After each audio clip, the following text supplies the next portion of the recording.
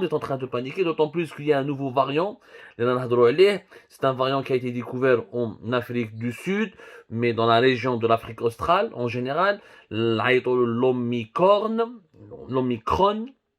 Omicron, il a été appelé ainsi par l'Organisation mondiale de la santé. L'Organisation mondiale de la santé, hier, le vendredi 26 novembre, elle a déclaré que c'est le variant le plus préoccupant.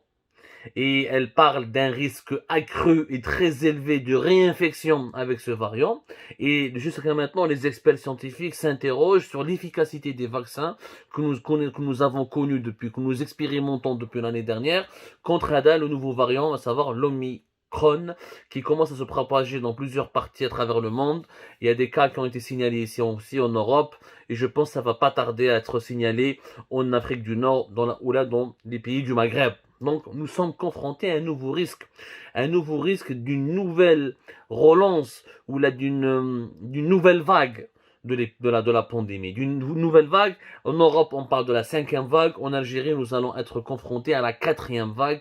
Voilà, Kouchafine ou Chsarat, la 3e vague qui s'est abattue sur notre pays au cours du mois de juillet et de août 2021 et une partie du mois de juin 2021. Surtout ça, la 3e vague, des hôpitaux totalement saturés, un nombre de morts très élevé. Il y a eu jusqu'à 600-700 morts par jour, des cimetières qui étaient bondés, des tombes qui se creusaient par dizaines par jour, des morts qui étaient remplis, des ambulances qui n'avaient pas cessé leur va-et-vient, des médecins épuisés, le corps médical et paramédical énormément touché par les nouvelles infections.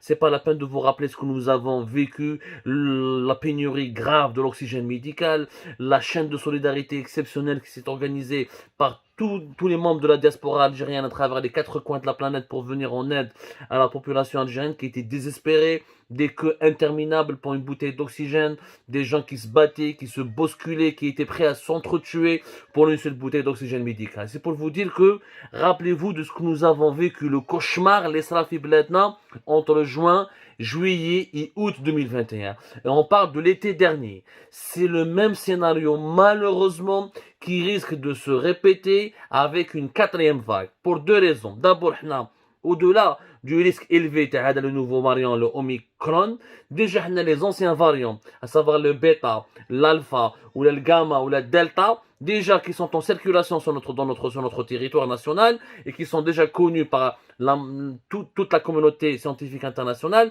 Déjà, l'Algérie n'a pas une immunité collective contre ces variants. Déjà, contre ces variants, nous n'avons pas d'immunité collective. Imaginez, le nouveau variant, l'Omicron,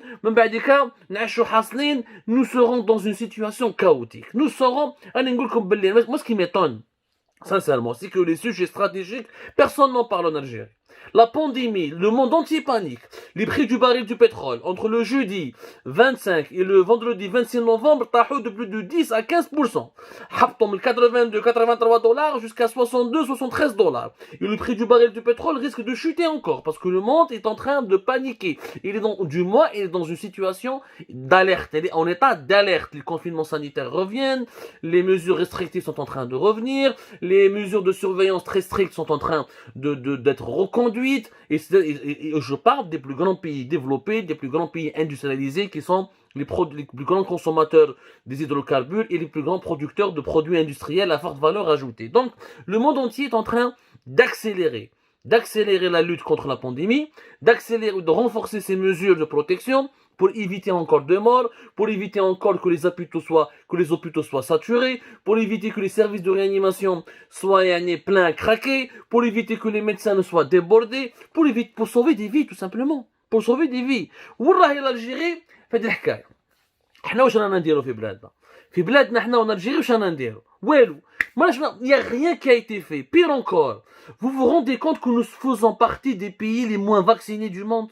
En Algérie, on n'a même pas 13% de la population algérienne qui est vaccinée. On a à peine 6 millions d'Algériens qui sont complètement vaccinés. On a 12 millions et quelques, presque 13 millions d'Algériens qui sont vaccinés avec une seule dose. Mais les complètement vaccinés, ils sont à peine 6 millions. Yani entre 12 et quelques, même pas 13% de la population algérienne. Je rappelle que c'est un risque énorme qui veut dire quoi? Qui veut dire que notre pays, la 4e vague, elle est devenue inévitable. Elle est inévitable. En Europe, c'est les pays les moins vaccinés qui souffrent le plus.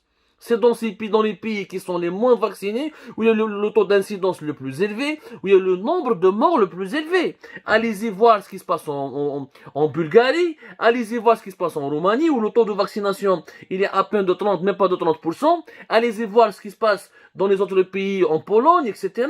Je vous tous les pays en Europe où ils ne sont pas beaucoup vaccinés, vous allez voir qu'il y a un nombre de morts très élevé. Un nombre de morts très élevé. Aujourd'hui, deux pays particulièrement connaissent une situation très tendue, la Bulgarie et la Roumanie. Que je vous la Bulgarie et la Roumanie, je le taux de vaccination de la Roumanie. Donc, en direct. En direct, en direct, taux de vaccination de la Roumanie. باش تعرفوا parce que on va enterrer définitivement les fake news, la désinformation et la manipulation. On est en direct. La Roumanie, par exemple, à peine 37% de sa population elle est vaccinée. C'est pour cette raison que la vague, la cinquième vague, est en train de faire des ravages énormes. La Roumanie fait partie des pays qui connaissent le nombre des morts les plus importants par million d'habitants. Nous chauffons en ce moment la Bulgarie, pour prendre uniquement ces pays-là. La Bulgarie. Taux de vaccination à la Bulgarie. Alors, on a en direct. Je me trouve, il y a des plateformes, il y a l'OMS qui fait régulièrement, qui met à jour régulièrement ces données. ما حتى واحد ما يكذب باش ما نزيدوا عليها ما نقصوا عليها. La Bulgarie, elle est à 25, même pas 26%. شوفوا هادو les deux pays. C'est à cause de notamment de ces pays-là dont les populations ne veulent pas se vacciner, dont les populations ne croient pas à l'utilité scientifique du vaccin, dont les populations sont rétives à l'obligation de se vacciner. Mais regardez, la maladie s'est propagée et depuis ces deux pays de l'Europe de l'Est, elle s'est propagée ensuite vers l'Europe centrale, vers l'Autriche qui fait partie des pays les moins vaccinés des pays de l'Europe de l'Ouest. L'Autriche, ils sont à 60%, 63%, rien à voir avec les autres pays où nous sommes à 75 ou à 80%. Par exemple, en France, c'est comme un chiffre, nous attendons comme un exemple. T'as les pays qui sont le plus vaccinés. On ne peut pas continuer comme ça, Enes.